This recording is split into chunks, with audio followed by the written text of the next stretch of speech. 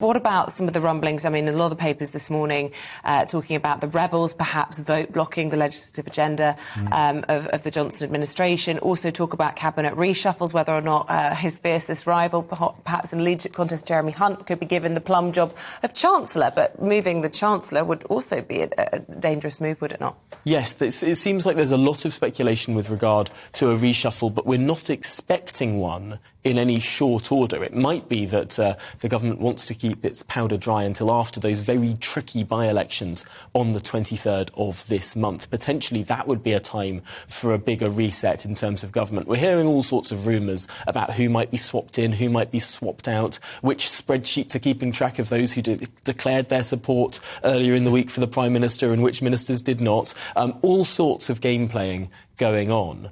But I think it's unlikely we're going to see a coordinated effort amongst the 148 MPs that voted no confidence in the Prime Minister on Monday. Why? Primarily because it's such a broad, disparate coalition of different wings of the Conservative Party. Some people want to see many more taxes cut. Other people want to see a more interventionist state. I mean, but does that not just speak of a party that is in disarray, that there is lots of disgruntlement is the right word.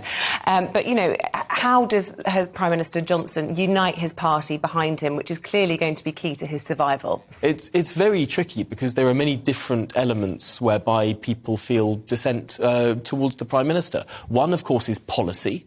Another, of course, is Partygate. And another one is probably popularity. Now, he's not going to be able to unite all of those different factors because when it comes to Partygate, it tends to be people who are less worried about policy, and when it comes to policy, it tends to be people who are less worried about Partygate.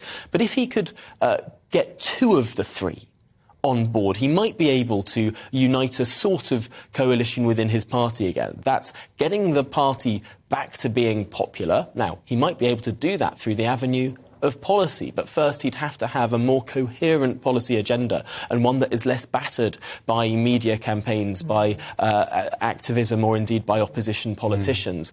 If he were to set out a steady policy course and stick to it, he might win back some respect. However, looking at the last 2.5 years, that does look like a pretty steep mountain to climb.